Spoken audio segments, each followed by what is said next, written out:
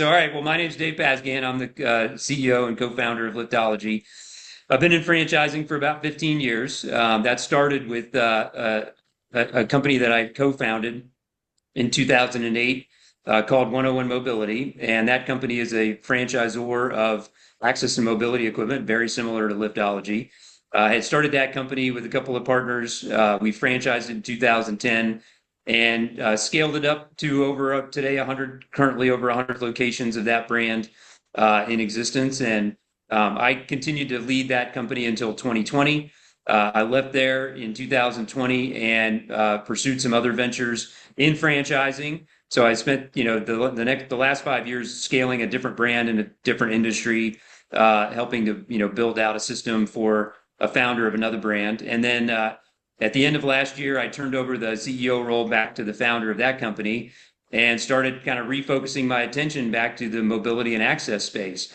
And one of the main reasons that I did that was because as I started to, kind of reinvestigate the industry, having been out of it for 5 years, I realized there was a gap there. There was, a couple of companies like 101 Mobility and a couple of others that were franchising in the space. But outside of that, there wasn't much growth in terms of the dealer footprint. Mostly, there's another couple thousand companies that are independent dealers in the space, but the suppliers to the industry have been not really opening a lot of new dealers. They've been focusing on growing through the more organized networks like the franchise businesses that are out there. And so I had reached out to one of the main suppliers to that industry and mentioned that I was considering getting back into the business and asked if they'd be willing to work with us. And they were keen to do that just because of the history that we have, in the industry. And so the second call that I made was to Jen and Gordon, who are on the call here. And Jen and Gordon and I got to know each other back in 2012 when they purchased a 101 Mobility franchise in Dallas, Texas. And they grew that business successfully for a period of years, ultimately sold it back to the home office in 2020. And so when I reached out to them, they were, interested in maybe like I was getting back into the industry. And, it's a really great partnership from my perspective because they bring to the table a lot of really relatable experience that I personally don't have.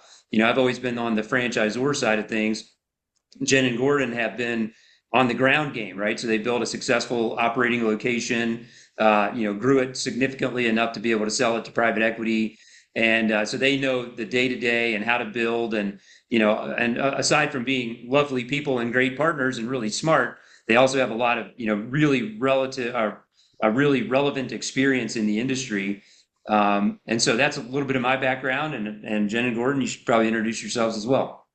Yeah, thanks, Dave. I'm Gordon Rainey, and I'm going to go even further back with my background here because it's probably maybe similar to a lot of the people who are on the webinar today. But Jen and I aren't entrepreneurs by nature. There's just certain people who do that, but we kind of had a more traditional path, I guess. We started as in the corporate world. I was a CPA at PricewaterhouseCoopers. Doing a lot of M&A work over the years, seeing a lot of transactions.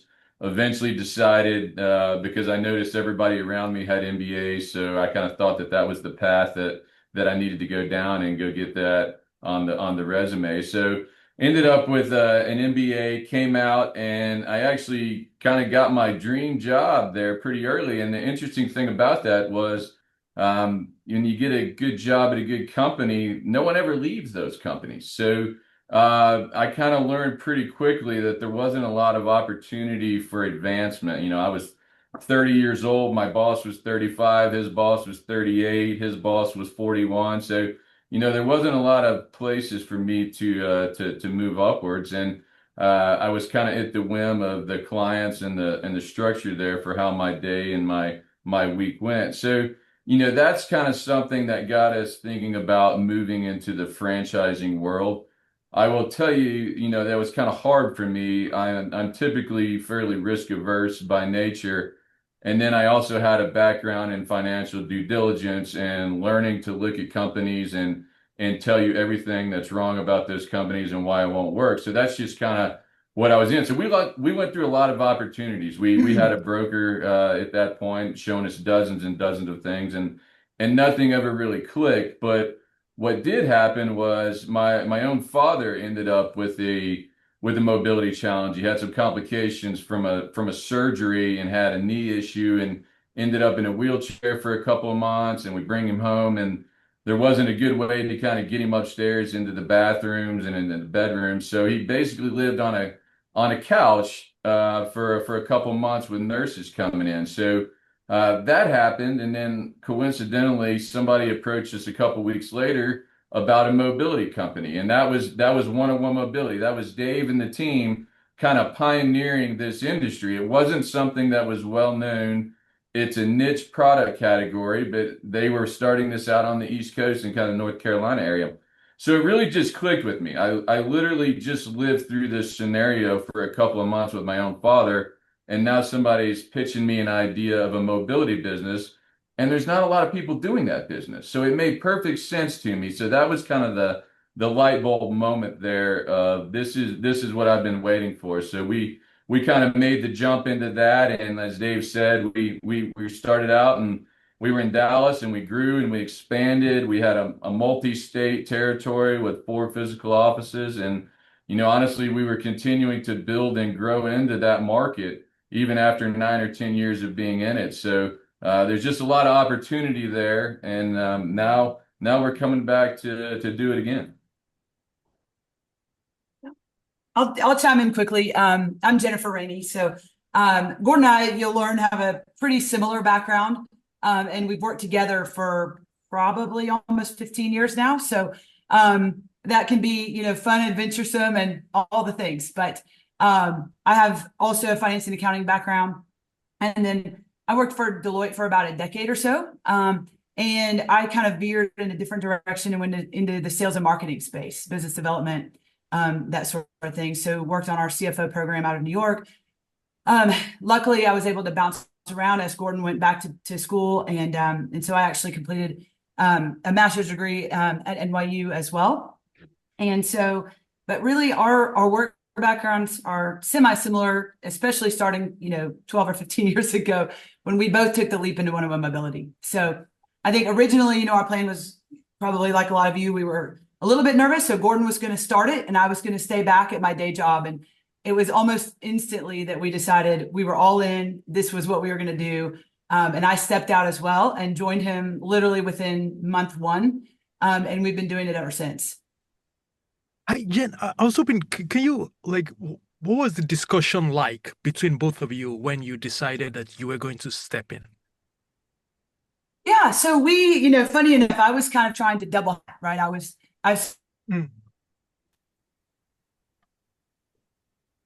still full-time in my day job. And really, we came out of the gate really strong immediately. And we could just see that this was not going to be a part-time thing or like an assistance, where I just kind of help out. It was going to be all or nothing for both of us if we really wanted to take it seriously, wanted to jump in, feet first and do it. And so at that time, we kind of sat down and decided, like Gordon said, we're kind of risk averse, but we take strategic risks. And so we could kind of see the writing on the wall and we were comfortable to say, this is a go. And so I stepped out really quickly, joined him full time, and really we have never looked back. Right. So I guess if we come back to that decision overall, so you guys had seen like many concepts at that point, right? So if you break down your judgment call on, at the time, one-on-one mobility, but just like, betting on this industry and like, why were you so excited and are still? I mean, that's really what a lot of it is. It's the industry itself. I mean, at that point in time, the system we were joining, the one-on-one mobility system, it was brand new and no one had ever done that before. So you kind of say, well, I hope that works well, but what you're really looking at is this industry that's just got a ton of potential. And, most folks kind of generally understand the demographic and this baby boomer age wave that's happening and will continue to happen. But, what we were kind of banking on back then was, there was 10,000 people a day that were turning 65. And we said, well, that's great. That's a huge number. What we actually learned over time is that 65 is a little young for the types of products we sell. It's really more like 75, even 80. So, we essentially got into the business maybe a little too early. I mean, we had success, but we might have been a little too early, and we spent a lot of our time trying to educate the consumer that these products even exist. You didn't necessarily have a lot of competition sometimes, but mostly people just weren't familiar with the business. But what I liked about the industry specifically was there was a certain amount of certainty with the growth of the business. A lot of people like to talk about, I think it's going to go to 7-8%. Well, our industry, it's probably somewhere 12 to 15% annual growth rate, really for the next 20 years, maybe even 30 years. But it's not like we're guessing at this number. We know exactly how many people are going to be 80 years old 7 years from now. And we know that because they were born 73 years ago. So it's literally a situation from an investment standpoint of it's the future that's already happened. And so I kind of like that aspect of the industry overall. I specifically like the fact that this is mostly a cash business. And a lot of people don't understand that initially, but Medicare, Medicaid, private insurance, they don't typically pay for the types of products we sell, which is actually a good thing, because that means we can set our own price points. We can sell the value of the expertise that we have. We can kind of control our own margins here. So that you don't have a lot of kind of government red tape or intervention or groups telling you what you're going to make this year.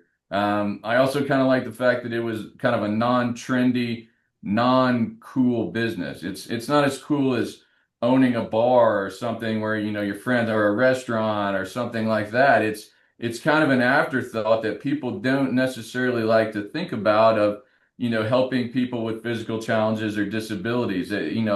Certain people just don't have the personality for that. So that kind of appealed to me. It's fairly consistent. There's not a lot of seasonality to this, where it ebbs and flows with the time of the year or with the economy. This is an industry and a product category that, for better or for worse, people are kind of forced to you.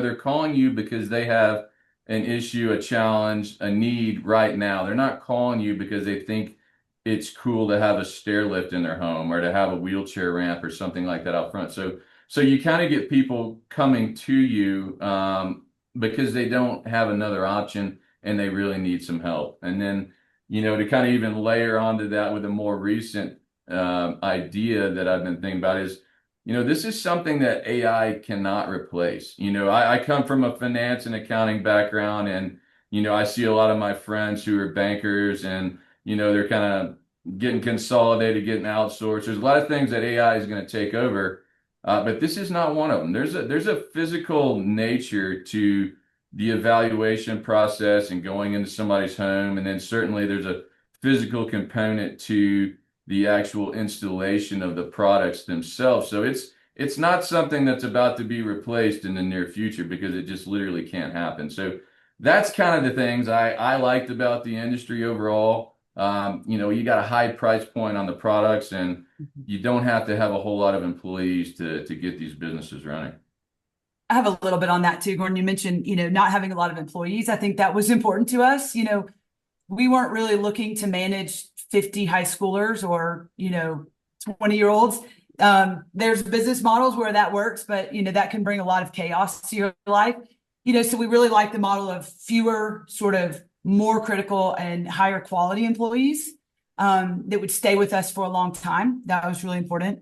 One of the things I think we like too is, it's a low brick and mortar, investment. You're not $300,000 into a brick and mortar building to run this business. And one of the other things, that I really liked, and I think Gordon too, but because it's a service business, we're going to clients. So, distance and parameters of location is not as critical. You're going to them. So you determine how far you want to go, and you're not trying to bring that customer to you, which might be 50 miles, and they don't want to make that drive to you. So most of the time, you're going to them, and that really allows you to kind of control that. and sort of control your destiny rather than trying to force everyone to where you are. So something Gordon mentioned is like it's still people are learning about, you know, the possibility of having this equipment in their house, right? So if we just contextualize like this industry a little bit more, so let's say like this person's getting older, they're hitting like, you know, 80, past 80. There's a lot of like obviously senior care facilities, right? That's what's fixed in people's minds. So kind of like how does that decision to install this inside their house comes?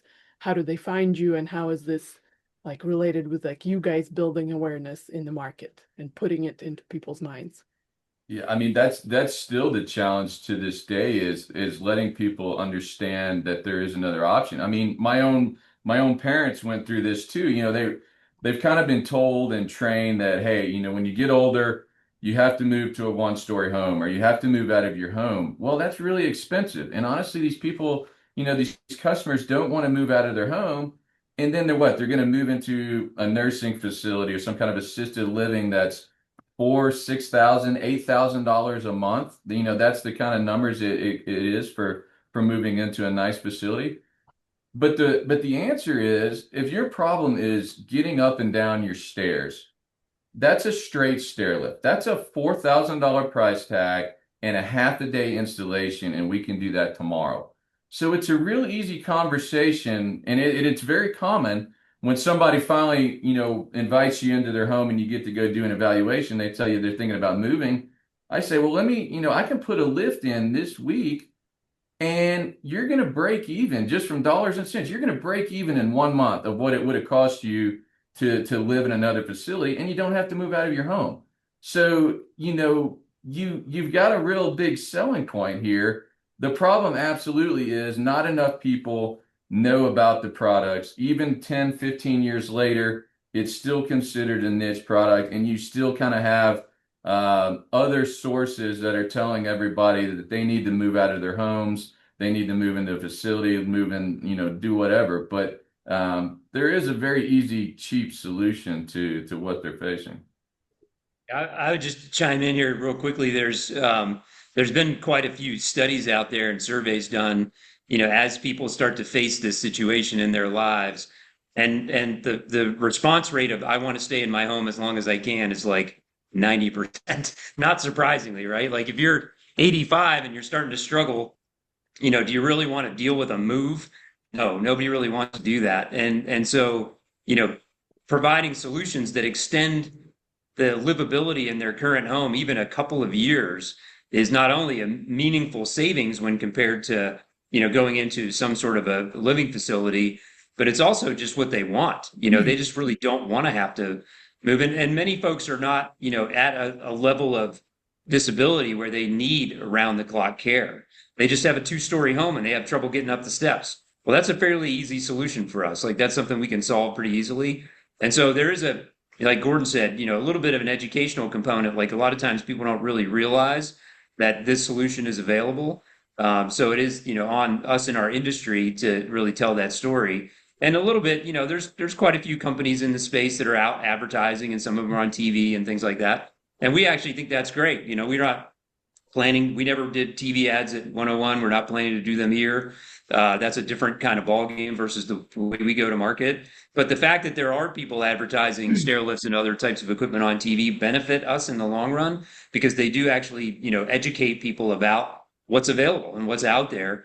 And I like to say that kind of spins up a lot of dust, and some of that dust settles on us. And so, you know, that's an opportunity for us as well. The last thing I'll say too is that a lot of our business model revolves around community engagement and development. So getting out and getting to know the, you know, discharge planning offices at hospitals and rehab centers, getting to know the state agencies and nonprofits that work with people with disabilities that are trying to help them find funding for equipment that they may need. You know, there's a big part of our business that's that community development and relationship building aspect. And so, you know, I want to make sure folks understand it's not just raw, you know, advertising on Google or, you know, Facebook or whatever, but it's really, you know, getting to know your neighbor, your friends and neighbors in your community, and becoming that person in your neighborhood that hey, Gordon's the guy to call if you need help in your home with a lift or a ramp, that kind of thing.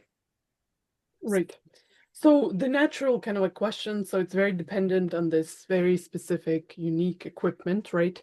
So why can't kind of like anyone just go and get the equipment and become like a dealer, right? So you kind of like get certified and do it.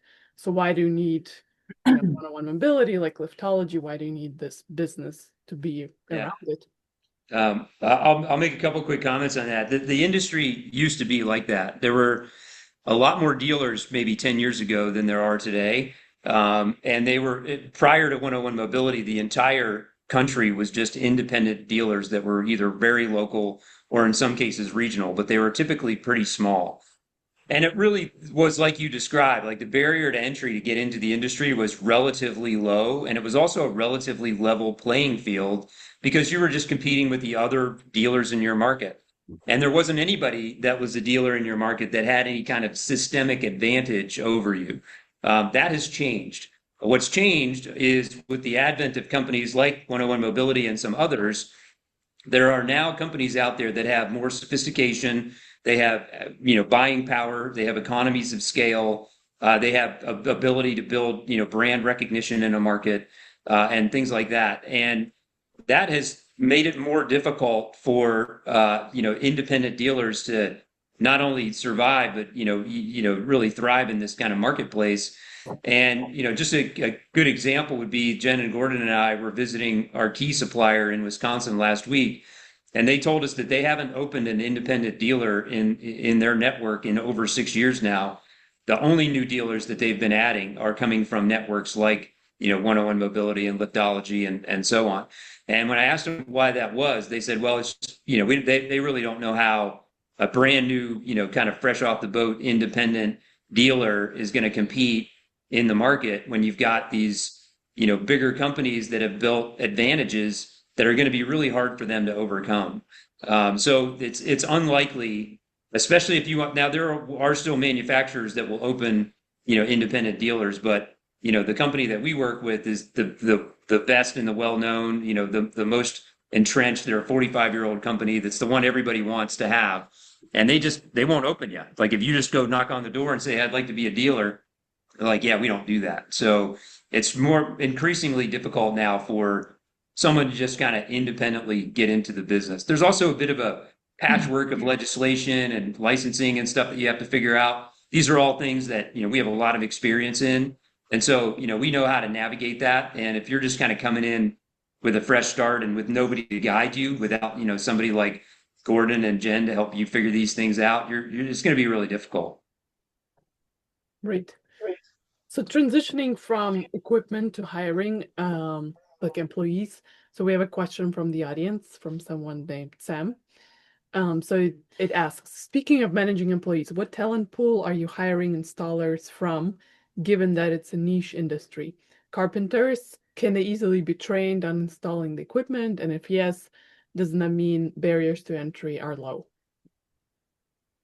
There's a couple of things here to talk through, and one of them is you don't need a lot of employees overall or a lot of installation help, and the reason why is we sell a very high ticket item. Our base item is $4,000 to $5,000. That'll probably be about the average, but it can certainly go up to 20, 40, even $100,000 on the high end for a single product. So we're not talking about a scenario where you have just a team of installers or dozens of people. One installation a day at $5,000, that's $25,000 a week. That's $100,000 a month. That's a $1.2 million business at one installation a day. So, you're not looking for a bunch of these people. You're looking for 1 to 2 of the right person to meet that need. So, we used to struggle early on to find somebody to do an installation specifically. Because stair lifts and these types of pieces of equipment were so new, you couldn't just post an ad and say, hey, I need a stair lift technician, and people apply to that.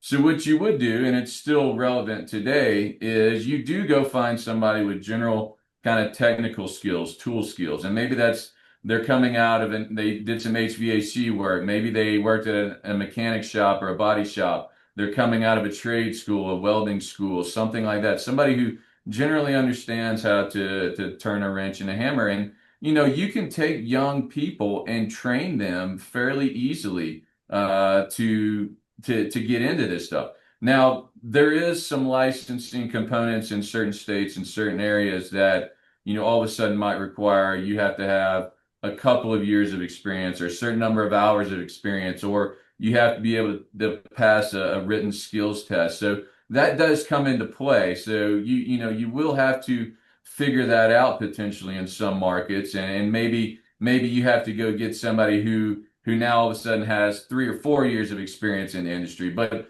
they're absolutely out there.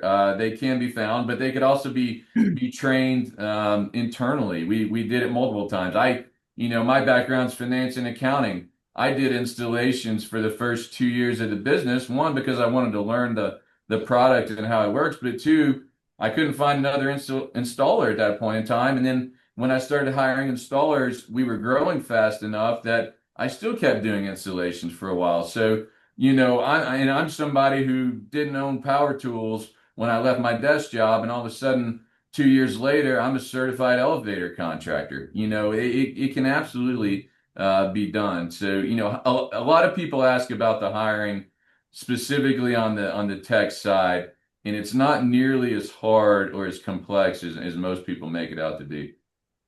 Gordon, let me jump in on the second part of that question. I think they asked, does that make barrier to entry low? And the answer still is no. As Dave mentioned, these are very product specific. So a person with a various skill set can be trained to do them. And we provide a lot of training. The manufacturers provide a lot of training. There's a lot of certifications. Sometimes there's licenses that you have to complete. And so to go and do that on your own is very difficult. And again, to then, do this for any legitimate companies or working with the best manufacturers around, you really can't just do it by yourself. You can't just be, a technician and go and be a dealer on your own. So like for many of the reasons that Dave mentioned, the barrier to entry is still pretty high, but as far as hiring, and then once you have a technician inside, training them, getting them certified, and taking them through the process to be where you need them to be on your team is very doable. I guess I have a question. So from the customer's point of view, do they usually get multiple bids for a job, or do they usually just do the first person they speak with? It's very interesting, and it's where we're actually going to win in the market, and we did win previously, but they may be able to go onto the internet and locate a handful of dealers in their area. And what we know and what we see, what the customers tell us, what the manufacturers tell us is most folks do not answer their phone. Whether it's a COVID thing or just, a poorly run business, whatever it is, people struggle to answer the phone. So we've had plenty of examples where we know dealers who have customers calling them for days and days, and sometimes it drags on to another week, and they just never get a call back. So yes, they may try to reach out to other groups. They may not get an answer. They may not get somebody out there doing an evaluation. They may not be able to actually get another bid, unfortunately, in that scenario. But that's where we're better than the rest as far as getting into the customer's home, answering the phones. But then we also, it's not like we're in there. It's not like we couldn't win head to head. We pretty much got some of the best pricing around with the manufacturers. We've got the trained people to do it. But yeah, we're going to get in there first every time. So when you look at it like that, you're not competing as much with the other groups just because we're faster than they are. And they kind of take their time. We also, we cover bigger areas. Our owners will cover entire cities as far as the territory. There's a lot of dealers out there who draw a 5 mile radius around their shop and say that's the area I cover, and they don't care that you're 10 miles away. That's too far for them to cover, and that's not us. We're going to cover grounds. We used to cover multiple states, honestly, because there's so much demand out there, and it's not just concentrated in the city districts and in the close-in neighborhoods. Right. So moving on, kind of like the idea of like competition and durability. So maybe on the durability side, right? When the business is so dependent on like the equipment, right? And on a specific supplier, Dave, that you mentioned, that's kind of like the best one. So kind of like how do you evaluate the risk of that dependency in the long term, right?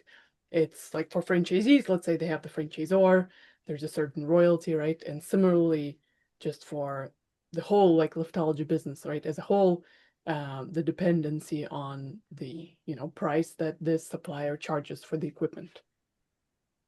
Yeah, I'll take a couple points on that. Our main supplier is a 45 at this point, almost 45-year-old family-owned company based in Wisconsin. I think like the person who's the main kind of representative that we deal with has been there for 12 years now, and they still call him the new guy. Like, this is a company that's like one of those family-owned businesses. Most of the people you're dealing with have been there 15, 20, 25, 30 years. They're very stable. And they make most of their products. Well, they make all of their products in the U.S. and they actually custom manufacture most of their own parts in-house. And Jen and Gordon and I were just visiting with them and touring their facilities last week. 3 buildings of operations, almost 500 employees. 40-plus-year-old family-owned company. The founder of that company has passed away. His oldest son is now running the company and has been for a number of years now. So it's a pretty stable situation. Now, that being said, what they make, other companies make. There's at least a dozen other companies that make stair lifts and platform lifts, which is the primary products that that company makes. So there's industry redundancy out there. And we have other relationships. It's not the only one that we have. It's just the primary one that we have. And as far as the durability and sort of life, I guess, expectation of life of the equipment itself, same kind of thing holds true. The manufacturers have pretty good product warranties. Liftology has a 2-year service warranty, which means that, if you have any kind of trouble with your lift in the first 2 years, what most dealers do is they know they can get a part replacement from the manufacturer, but they're going to charge for their time to come out and replace that part. What we offer to the customer is for the first 2 years, if there's any kind of problem, we'll just take care of it. We'll get the part from the manufacturer. We'll come out on our dime to fix that problem. But really, the problems are few and far between. These are products that have been, the basic fundamental sort of makeup of how a stair lift is built is relatively unchanged for the last 30 years. Like they're very durable. They're generally rack and pinion style products. The reliability of them is very high. Jen and Gordon can tell you that 90% of the time when there's a product problem from a customer, it's because they turned it off or unplugged it by accident. Like it's stuff like that, right? So these products tend to be pretty durable. And another one of our big product lines is aluminum modular ramping, which is a static product. It doesn't go anywhere. So, aluminum doesn't rust. It may anodize a little bit, but it doesn't deteriorate. And it doesn't really go anywhere. Like somebody might steal it, but it's not going to break, right? So the products that we sell and install are very much time tested. They have high reliability rates, and there isn't a single product that we sell where we're reliant on a single supplier. We choose to concentrate our efforts around a very small number of suppliers for good business reasons, but there are plenty of backups out there should we need one. Awesome. So I think we'll take a question from the audience, from Brittany. In what way do you think AI will impact the current market of your product? So I think you touched upon it, but maybe if we, expand. Gordon, you want to follow up? Not much. Not by much. I think Gordon mentioned it earlier. We install a physical product that needs to be assessed in person. Each home is different. Stairs are different. Porches are different. Everyone's situation is different. So until there are, robots that can do our jobs, which is, a little bit further out, that probably will happen at some point. But for now, it takes a person to go take a look and talk to the customer and ask a lot of questions about what their needs are. It takes a technician to come in a truck and unload real physical equipment and get out tools and install. And so those kinds of things I think are probably pretty safe for now. The way I do think that AI will impact our business is probably more in the way in terms of how people find us. Like a lot of people probably, I rely on, my Google browser less and my Chat GPT more for answers to questions that I have. And so I think that's an evolution of, where AI will probably impact our business. But it's really more, if you're on top of that game and you still have good search engine optimization and so on, everybody's still mostly marketing digitally. They've got a website, they've got maybe some digital marketing programs going, and AI will probably impact that aspect of it.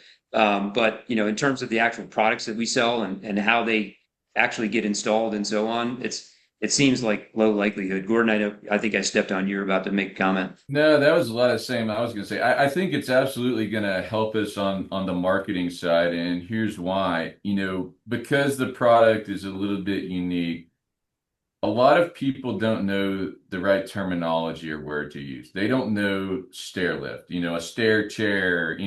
There's 10 different variants of what I would call a stair lift. So, it previously just under kind of a Google search or and playing the SEO game, you need somebody to type in stair lift to wind up on your page. But now you're seeing scenarios, and we're kind of optimizing our websites where maybe somebody comes in and they don't use the right terms, but they say, what do I do when I can't get up my stairs? Like they know they have a problem. Maybe they don't know the actual terminology to use to land on our site or anybody's site really. But when they mention a problem in the various AI chatbots and everything else out there, they're able to kind of link them up with that problem to a product that exists that meets that need. So I think it's actually going to greatly help us on the marketing side of bringing the customer to a solution much faster. So we touched upon this idea of like customers receiving various bids, right? So there's competition from the independent dealers and from a few other franchisors. So how do you guys see Liftology in the market? How do you plan to succeed, be better, and be in like territories where, let's say, there is already a ramps and lift supplier? I mean, there is competition in some markets, and I would say a lot of the competition is not great at their job. They don't necessarily care as much as we do, and kind of the ownership groups we're going to bring in. But if we're talking about a scenario where we get to a customer first, we have all the right answers, we have the right product, and other people might carry that product too. But we're gonna have the right pricing. But really, when you bring that knowledge and you build that relationship with that person, they're not going to shop around. They don't. They're going to struggle to get multiple bids in the first place. But if you give them what they need an answer now. It's not, a lot of times they're not going to wait weeks and weeks and weeks for other people to finally show up and do an evaluation. Their mother's coming home next week. They need a stair lift in the next 2 days type of stuff. So you do see that, but the bar is fairly low, and I tell this story a decent amount. But back in 2012, when we first got into the business, I go and do my first evaluation ever, and it's a gentleman who needed a stair lift, and I'm nervous. It's my first one ever, and it's Texas. It's summer. It's hot. I'm sweating. But I get out there and I talk with the gentleman, and he says, and he was actually doing a lot of research, more so than most other customers. And he asked me a bunch of questions and I answer him. And at the end of that conversation, he said, Gordon, you were the fifth person I've spoken with about a stair lift, and you are by far the most knowledgeable person. So I'm going to give you the business. This was the very first evaluation, my first customer ever. But that's still indicative today of kind of how the other operators are, either they don't have the right product, they aren't trained, whatever it is, maybe they don't care as much. But I personally don't have an issue and don't think it's that hard to beat the competition in a lot of scenarios. Now there are some good dealers out there that are our friends that have grown massive multi-million-dollar businesses in certain cities. There's a few people out there that would go head to head with any of our owners in our system, but That's not the norm for sure. Yeah, I'll throw out a couple of sort of structural things, I think, as well. First of all, our blueprint as a company and culturally is entirely oriented around the customer experience. It's just a personal passion, I think, of mine, and I think the rest of the team. We believe that that matters. And, we have so many, I'm sure everyone has had those kinds of experiences where, you needed a service or something and you called a couple of people to come out. And there was one company that stood out from the rest, not because they had a better product or a different price, but because of the experience that you have with that individual. And that is really the core DNA of who we are as a company, is creating exceptional experiences for our customers. And that starts, as Gordon mentioned, with just answering the phone. Like we have what we call a AAA proven process. And the first A is answer the damn phone, because we know if you can answer the phone, you can win most of the time. A couple of other structural things that matter is we do require that our franchise owners have a showroom. Not that a lot of people are going to go there, but the fact that you have a physical place, if a customer does want to come and ride and try a couple of lifts just to get a sense of which one they want, or just to even understand how they work and have the experience, that's a leg up over most of the dealers out there who do not have showrooms. There's a lot of companies that are trying to build this business around, a home-based business with a storage unit. And that just doesn't work to scale, nor is it a great customer experience. So while not a lot of your customers will come to the showroom, Gordon and Jen will tell you, like, if they're willing to get in the car and come check it out, that's almost a guarantee that they're going to buy from you and not from somebody else, because that's not an experience that most of our competitors are offering. And so the other thing that I think matters structurally is we also require our owners to carry not a large amount, but some inventory of your day-to-day kind of regular products. And so most of the time, most of your other dealers are going to take a quote, give you a quote. And if you say yes, they're like, okay, well, I've got to order the product from the manufacturer. That's going to take a week and a half or 10 days to get. Then I got to get you on the calendar to come install it and that type of thing. And for the sort of bread and butter straight rail stair lift or, ordinary configuration of ramp, we want our owners to be able to say, we can put this in tomorrow. Is tomorrow soon enough for you? And that matters, because in many cases, like Jen and Gordon will tell you, they've had so many experiences too, where, you've got a call from a harried, daughter-in-law who's like, my mother-in-law is coming home tomorrow and she won't be able to use her own bathroom unless we get this done like tomorrow. Can you help me out? And it's because people they don't think that far ahead. They're already traumatized with the family situation where someone's been in a hospital or got hurt or whatever. And the last thing they're thinking about is that transition back home. And sometimes these kind of things pop up at the very last minute. Somebody says, hey, how's your mom going to get to bed? How's your mom going to get into the tub? How's your mom going to get to the bathroom? And they go, well, gee, I never thought about that. I better start figuring that out because mom's coming home in 2 days, right? So we get those calls. And if we're the ones, maybe in many cases, the only ones who can actually provide that solution in that amount of time, price doesn't really matter. And we're not far from gouging people. I would say we're typical, we're average, right? We're not a price leader. We're not going to be the low price probably, but we're going to be a fair in the market price with a much better experience for the customer. I think I have one more thing to add on to that to Dave and Gordon. They summarized, a lot of those structural pieces. The other one is we do require active owners, and that makes a massive difference in a business. From a customer service, customer experience, when you have an active owner. And, Gordon and I talk all the time on a lot of these jobs or evaluations, you go out to someone's home. When you're the owner standing there having this conversation and explaining this product and talking through with them, how it's going to work, what they need, what the options might be, that goes a lot further than a lot of other employees, at your competitors who really just don't care that much. Owners always care the most. So whether they're the ones, client facing, or whether they're just extremely involved in making sure, that their team and that the experience is what they want it to be for a customer, I think that is a massive differentiator. Right. We got a good question from Michael. So it says, do you have any future positioning beyond lifts, like the new home robots offering, which might expand in-home mobility and safety? Home robots offerings, which might expand in-home mobility and safety. I'll take that one. So we're always kind of trying to pay attention and look around corners to see what's coming in our industry.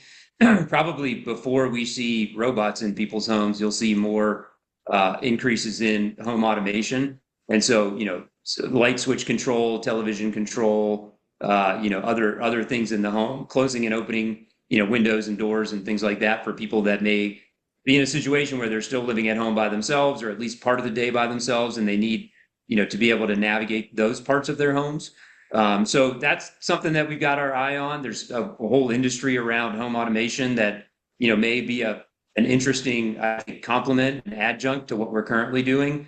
We don't have concrete plans around that, but I do actually have some connections in that home automation industry, and we're kind of paying attention to that. Now, a lot of that has not so far been senior focused. It's just more general home automations. But I think as the baby boomer sort of phenomenon continues to play out, there'll be a bigger need for those kinds of things in people's homes. Fast forwarding to the Jetsons, when you've got a robot doing stuff around your house is probably likely to happen one of these days, but it's not imminent. And so, I would say that's one advantage that we have as our kind of business model is we're exclusively a dealer of other products. So we don't make a product. And so what that does is gives us the flexibility to bring in new ideas and new products when they emerge in the market. And, as we grow our footprint, think about it, fast forward a few years from now, we've got 50 locations of really highly qualified and capable owners, and a great new product enters the market that helps people in their homes, age in place and stay home longer. Who's in a better position to deliver a product like that to the market than we are, because we've got the platform to do it.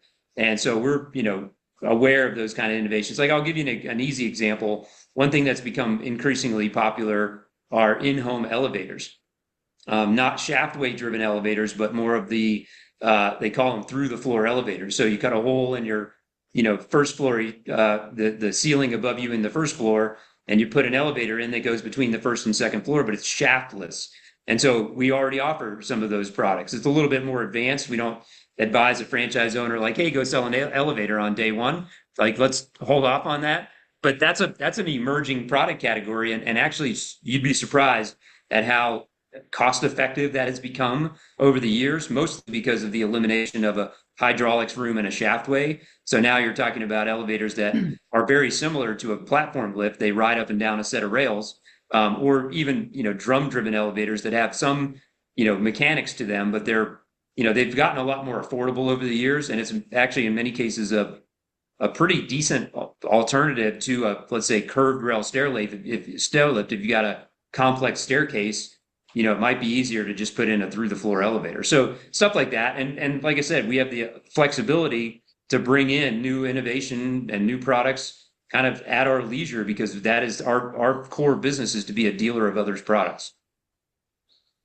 Right. So before we kind of like get to money and financials and asking those questions, I guess Jennifer and Gordon, like, what is like a typical day in the life of an operator looks like? Like, what is the job? Like, what do you do? And what are the main kind of like metrics that you affect? I'm not sure there's a typical day. They're all a little different, but there's kind of a pattern of how a day plays out. And, usually as an owner, you start the day with a list of things I'd like to get done today. Maybe it's I need to work on some marketing, some accounting, do some invoicing, some back of the house type of stuff. But the reality of it is, and it's a little bit of chaos, but chaos in a good way, is when that phone rings and you answer it and you've got a customer, that just changed your day for the good. That's somebody who needs a product right now, is probably ready to cut a check. So you need to get out there. So whatever you had on your plate for the next 3 or 4 hours might have just completely gotten pushed to the back burner, because now I'm jumping in my car, driving an hour to get to this customer's home, and hopefully, collect a deposit check, and it's obviously worth your time. So the day often gets derailed for the good from customer lead flow and phone calls that come in. And so that's usually what happens. We do want the owners out there doing the evaluations, because as Jen was talking about earlier, they just go better and you have a higher close rate, and just easier conversations. So the day is driven by the lead flow, honestly. And sometimes the stuff on your plate gets pushed a little later into the day, or maybe you got to do it on a weekend, or maybe you need to hire another person to kind of handle some more roles because you need to be out in the field as much as possible. Whether you're doing an active evaluation or you're having a meeting with a rehab group or a hospital system and developing these B2B referral sources, you're going to spend a lot of time outside of the office, honestly. And I think, our team talks a lot about sort of the roles, required to kind of make the day go round. So you sort of have, different buckets. The office is a key piece. Someone has to answer the phones, as we've talked about.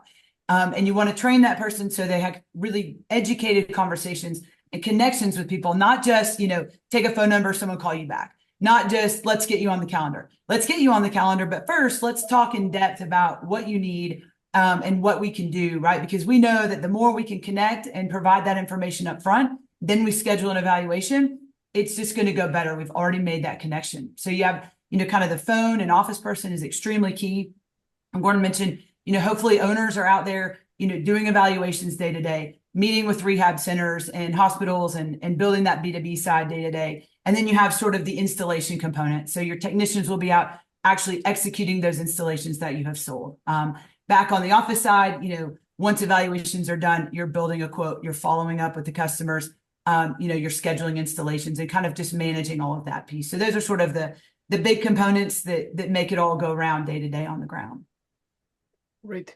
So with one-on-one mobility, it's my understanding that you have like a bigger territory and then you sold the portfolio. So was there kind of like a middle ground, right? Of course, lots of people like seek that semi-absentee mode of ownership, which you said that this is an active role, but like with scale, is there kind of like replacement to some of these roles, or how does the role evolve when you're managing a bigger territory? It definitely does evolve. Initially the owner has to be there and handling a lot of the evals and the sales side of it. But at a certain point, specifically with kind of how we grew, all of a sudden we're in multiple states. We've got 4 offices. So we got to a point where we couldn't do as much as we had in the past. And you do have to learn how to scale and delegate and hire the right people. We had several general managers, one in each of the locations because we couldn't be there day to day. But that doesn't mean that if a big meeting came up or a very important or tricky kind of application came up, that I wouldn't drive 4 hours to have that meeting and handle it. So it's definitely not absentee, but you can with scale. And, after you're a couple of years into it and it built a little bit of size, you definitely have other folks in there that are you can afford those people at that point. The people that you would want to have client facing and on the phones, you can better do that 2 to 3 years down the road. So you have to outsource it at some point. That is true if you're really going to grow. Cool. So for the audience, like in franchising, there are lots of rules about what franchisors can share about kind of like what, locations or franchisees make. But of course, everyone is very curious. So in the way that we can, how can we talk about, right, what it costs to start this business, to get into it, and kind of like, what do you make? Or what are the factors that you affect that make a certain amount? Sure. I'll take this one because it's a tricky territory, but I'm going to navigate it as best I can. So the part that's not tricky is how much it costs to start. So that's right in our documentation. Our item 7, which is the list of costs that you have to get started, the low number on our item 7 is $167,000 there, plus or minus. And that would include your territory fees, startup costs, initial insurance, getting your facility ready, pretty much some working capital, so just some excess cash to set aside to get the business going. It also includes about $40,000 worth of inventory, which is not really a cost that you don't almost immediately recover. So as soon as you put that inventory into, out into the field, it's already generating revenue for you. So, pre-inventory, it's $125 or so. Post-inventory, call it $165, something in that range. But that would be for a small territory because our territory fee is variable. We can go as low as 500,000 people, and we go up to maybe around 2 million or maybe a little more than that. But we don't typically try to divide up a typical market into multiple territories unless it's a really big city. So, for example, we've got 2 franchises that are going through onboarding right now. One of them is in Salt Lake City, and their territory is pretty much all of Salt Lake City. We've got another one getting ready to onboard in San Antonio, Texas, and that is pretty much all of San Antonio, Texas. And that'll be the story for most markets where we'll have one owner in a market, and that's largely because that's how our industry tends to work and how it's played out for most of our competitors, anyways. Even if they have somebody that has a market, but they have 4 agreements that they have to manage. We kind of dispensed with that and said we're just going to have one single agreement. So if you're in a market, I would say that's more typical, let's say 1.5 million people, then your startup costs are going to be about 250,000. Now, again, that includes still 40K of inventory, about 25,000 of working capital. That's just cash you put in the bank. So, not all of that is money immediately out the door. But that's roughly what we're looking at from a cost to get started standpoint. In terms of scalability, I'll say what I can about this. A couple of things that I think are good to know. One of them is that when we look back at the build that we did at 101 Mobility, most of the franchises that we awarded early on, like the first one, the second one, the third one, that was 2010. They're all still there. They're all still operating 15 years later. They've built businesses of meaningful scale. They have, in many cases, expanded into multiple locations like Jennifer and Gordon did. So there's good longevity there. The turnover rate at 101 Mobility has been very low. So most of the owners that get in and are focused and paying attention and doing a reasonably good job are successful enough to stick around. Like they've been in that industry and at that system for, in many cases, up to 15 years now. So while I can't talk specifically about their actual revenue numbers, I know that they've, grown good businesses, so much so that in many cases they brought family members into the business. Like, the first franchise that we awarded at 101 now has, both of his sons are in the business with him, which I think is an aspiration that a lot of entrepreneurs have is, maybe one day my kids can get involved, so that's a good example. I think another data point that we could give you is the fact that, Jen and Gordon built, they opened their business in 2012 and they sold it to private equity in 2020. Private equity isn't in the business of buying teeny tiny businesses that don't make money. And so, we can't really disclose what those numbers got to, but it was substantial enough to catch the eye of the corporate office. And at the time they were interested in buying up a couple of the bigger locations and went ahead and did that with Jen and Gordon. And so I would say the other thing that I would tell you is for those who are willing to do some research, there's data points out there. There are some mobility businesses for sale. Go to Biz Buy Sell and bounce around. There's some of them for sale. You can see what they're, and those listings will typically list, revenue and SDE, seller discretionary earnings. So that's a data point that you can gather. There's other sort of industry data out there that you can gather and start to piece together what that picture looks like. A couple of other things I'll tell you that I think are safe to say is that, the bread and butter product that we sell, being a straight rail stair lift is kind of the number one product that we sell. They're typically retailing for about $4,000. Curved rail stair lifts retail for between $10,000 and $20,000, depending on the complexity. Platform lifts are in the $6,000 to $10,000 range, depending on the complexity.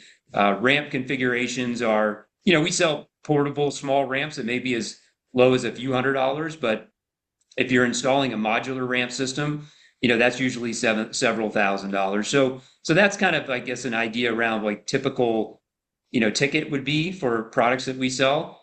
And this isn't anything you couldn't find out for yourself. You can go online and look this up and you'll find that same information. But, that's probably about as much as I can say without crossing the lines of what we're allowed to talk about. Right. So I think we're near time. We have one more audience question, but just to like wrap this up, Who are you guys looking for, and what's the best way to like connect? And then we can get to the question. Yeah, so the owners that we're looking for are going to have a couple of key characteristics. One of them is, good strategic business acumen, being able, every market's a little bit different. So someone that can go in and start to strategically think about, their specific market, what do the opportunities look like? Where should they really make their play? Because there are so many different ways to go. You can go call on hospitals, you can go on rehab centers, you can call on state agencies and nonprofits, you can put a lot of money into digital marketing. There's many, many different channels that you can pursue. And some of that will a little bit depend on, well, what's the landscape of your market look like? The good news is you're not having to figure that out on your own. We have really good data from, our marketing partners and our suppliers around who's buying what and from where. And so we can share that data with our owners to help craft a good strategic plan. But having that good strategic, mindset and planning skill set is important to us. The second thing is a concern about the customer experience. It's a core to who we are as a company, that we really care about the experience that our customers have. And so acute focus and attention and detail around everything from the first phone call to the time that we sweep the floor on our way out the door. What is that experience like? Like, we're looking for owners that live and breathe that sort of unreasonable hospitality, to steal a title from a book, that we care about and we think is central to our ethos as a company. So if you don't share that sort of cultural identity, it's probably not going to be a great fit for you. But if you're all about making sure customers get what they need when they need it and love the experience throughout, I think you'll find, us to be a good place to, kind of, I guess, make your investment in your future. The third thing that I think we're looking for are people who have good relationship building skills. I don't really want to call it sales skills, because we're not really selling. When you're out talking to our referral partner networks out there, keep in mind that you're mostly dealing with social workers. The people that are at the agencies and the hospitals and the rehab centers that are doing discharge planning or disability planning for their clients are largely social workers. They're very nice people. They tend to be really nice because social workers are nice. And so you don't get a lot of like doors slammed in your face, but you got to go do the work. You got to go knock on the doors. You got to be not afraid to get out of your, from behind your desk, get in your car, go talk to people, go get to build those relationships and be consistent about it, because the one time that you came by and dropped off some flyers and some donuts isn't going to cut it. Like, you got to go do the real relationship building, keep showing up, keep getting to know those people, and eventually they will know you and love you, and they will start sending you their business, but it's not going to happen on day one. So you got to be unafraid. You don't have, like I said, you don't have to have any magical sales skills, but you have to be unafraid to go do that work and go talk to people and network in your business. And the last piece that I would say is, if you want to get meaningful scale, you've got to be able to delegate effectively, which means you have to be able to build a high performance team of people who can start to take on increasingly complex tasks that normally you as the owner might want to handle, because you're only one person and you can't get scale to 4 or 5 locations if you're limiting your business to what you can actually physically handle as a single person. So you've got to be able to build leaders. My personal philosophy is, I've always liked to bring in younger people that have great character and high potential, and maybe they don't know anything about our business, and that's okay. Train them, coach them, build them up, teach them skills, and watch them go. And those are the next general managers of your 2 or 3 locations that you may be eventually running. But you got to have that skill set, and you've got to be also unafraid to delegate some of the functions that sometimes you feel like only I can do this.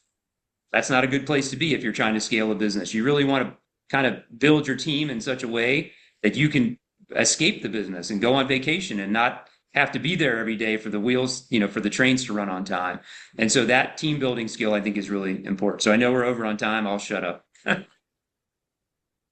Cool. Thank you so much. I think, yeah, if you don't mind taking the last question, and then, cool. So Sam is asking, is there a more targeted way to select a territory aside from sheer population size? For example, should you look at ratio of senior population, density of 2-story homes, income levels, etc.? Yeah, we take all of that into account.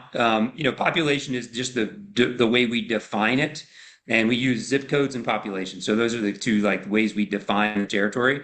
But we certainly take that into account when we're looking at, demographics, housing stock, two-story homes, basements, all of those kinds of things kind of come into play. We've got good data around that, and we're happy to sit down with a candidate and, look in more detail at some of that demographic data as we make that decision. And then also sometimes, the design of the territory, you get a little input from the local owner that may know a lot more about what makes sense in Albuquerque, New Mexico than we do. And so, we want their input as well. But all of those factors are taken into consideration. It's not just a completely just purely population play. Cool. Well, thank you so much. We'll be sharing like a way to get in touch with you, with the audience, like right after this webinar, or if you want to share something here, please do. But this was very, very valuable. Yeah, thanks, Miriam and Gregory, for putting it together. Great seeing you guys again. Awesome. Thank you, Dave. Thank you, Jen and Gordon. This was awesome. Thank you. Thank you for the good questions. Yeah, great questions. Thank you. Bye. All right, cheers. Take care. Here, bye.